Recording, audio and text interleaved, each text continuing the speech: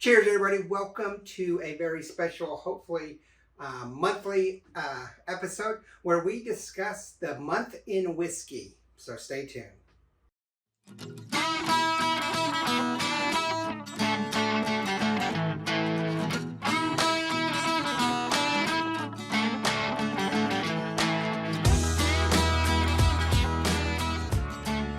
Cheers, everybody. Welcome to a very special episode. I'm trying to start doing more whiskey-related items that aren't necessarily reviews. We still are going to do reviews, but trying to get back into the groove of filming a lot more. And so we're going to do more distillery interviews, product interview, placement people, and then as well as reviews, cocktails, and stuff like this. But once a month, I hope to be doing the month of whiskey. And so this month we're looking at November events, releases, and we'll start with that. Events and releases that are something that you might have participated in or looking forward to. Now I know that this is mid-November. Hopefully we can start doing this at the beginning of the month, but it's taken me a while to get this done, and like I say, recording is a bit difficult in my current status with things going on outside of the whiskey world. So we'll leave it at that, but things are looking on the bright side and we'll have some great stuff. So this month, we're going to look at the new bottle releases that have come out or are coming out. And this is according to BreakingBourbon.com, the Soaking Oak blog, the supplycompany.com, and Whiskey Advocate. So Barrel Craft Whiskey is topping off the list. It's releasing in November their 33rd year cask strength whiskey. So this is a special 140 proof whiskey that is finished in both French oak and Oloroso sherry cask. And it sounds like it's going to be spectacular. It is from the Barrel Craft Whiskey Company.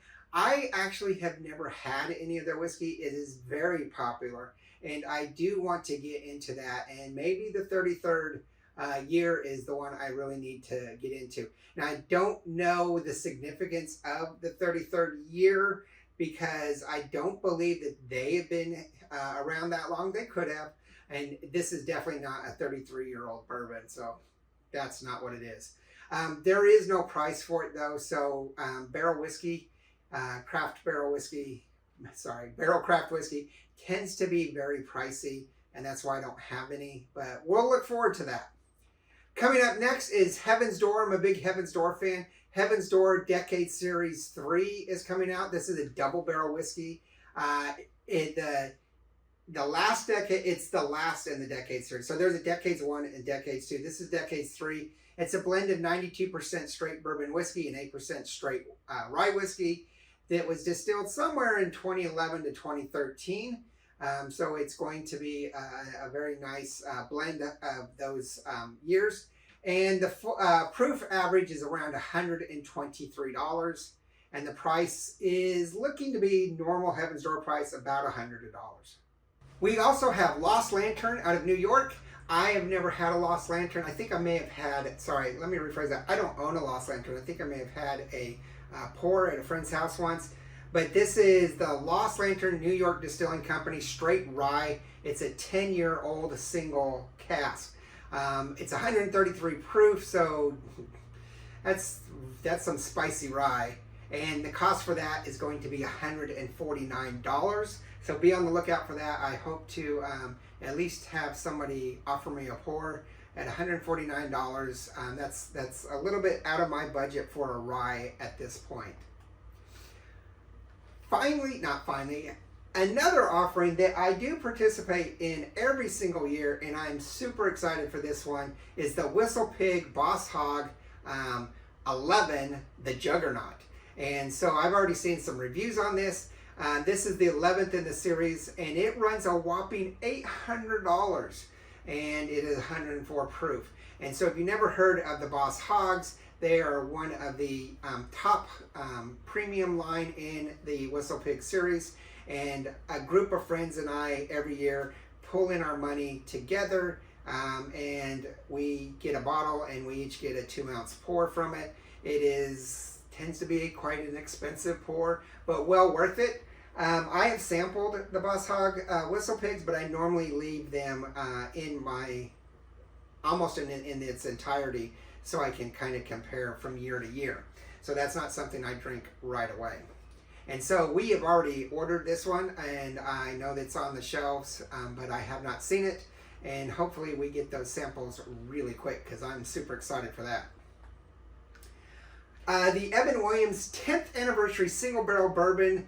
It's a commemorative edition is coming out. I am a big Evan Williams fan. That's probably the first whiskey I truly got involved with in my later life. Obviously, I was like most kids back in the 70s and 80s drinking Jack Daniels. But once I rediscovered whiskey after the military and everything, and began to really enjoy it, it was the Evan Williams and the single barrel, which is that iconic round bottle that Evan Williams is usually in a square bottle. This is an iconic round bottle, and it is absolutely fantastic. And I would really like to get a chance to have a pour of this 110 proof commemorative version. It's got a gray top on it, so it should be pretty easy, because I think the other ones has the black wax. But at $400, I don't know that I can buy it. But if you get it, let me know, and we'll do some sort of sample swap. The Michter's 25-year Kentucky Straight Bourbon, their 2024 release. Now, they have been doing this release for a couple years, their 25-year Kentucky Straight Bourbon. So I think this is the 3rd or 4th year. The proof is $116, and it is already on the secondary for several $1,000. So I am not going to be getting this one. I don't even think it's out yet, so I'm not sure how the secondary is able to do that, but I guess it's like pre-selling Super Bowl tickets when you don't have them, but you know you're getting it. So this is their 25-year Kentucky Straight. I would love to see that one. And then those who have been watching the channels know that I'm a huge Maker's Mark fan and Jack Daniels fan, but I am also a fanboy of Old Forester. I have every single Old Forester out there, aside from their 117 series. I have a couple of those, but I don't have the Presidents, which I really want, or the Black Label Single Barrel, which I really want. But the Old Forester 150th Anniversary Decanter is coming out, and it is 100 proof. The age statement is 12.5 years, which is a really nice Old Forester, if you ask me. And this is an annual release that also started a long time ago, started in 2023. Well, it's only been a year, so sorry. But this is the 2nd year of doing it. And its MSRP is a staggering $2,500. I won't be getting that. But I would love to get a taste of it, and maybe if I ever get back to Old Forester, they'll have it in the bar and we can have a taste. And then the Woodford Reserve's Master Collection, the Sonoma Triple Finish Bourbon is coming out, as well as the Madeira Cask Finish. These both come in at 90.4 proof. They're the Triple Finish Bourbon is, like I say, a Sonoma cask. And then the Madeira Cask is blended wheat whiskey. So, actually, they're both wheat whiskeys, but the average price of that is $180 for the MSRP. I do like Woodford Reserves. I'm not a big fan of them, but I definitely wouldn't stray away from having a pour of that. And then finally, the thing that's probably really hitting the market this month was the Wild Turkey 17, but we have the Wild Turkey Generations that is also coming out. This is 120.8 proof. It's a blend of 9, 12, 14, and 15-year bourbons, and the allocation is very small, 5,000 bottles at about $450 MSRP. So if you are able to get it, go ahead and pick it up and send me a pour. Otherwise, try to pick up that Wild Turkey 17 that's been floating around, because it's really quite popular right now. And then the Crown Royal 12-year Old Reserve Blended Canadian is being released. It's 40% ABV, so unlike everything else we've discussed, the ABV is quite low, and the SRP is only $50. So pretty good deal for Crown Royal. I'm a big Crown Royal fan. I love the XO. It's one of my daily drinkers. But look for that. It's a 12-year-old reserve blended Canadian. And of course it's November, and what else came out in November that everybody was super excited for, and that's the VTAC. So Buffalo Trace has released their VTAC and Pappy's, the Sazerac, the Thomas Handy, the George T. Stagg, the Willet, and the Eagle Rare all came out.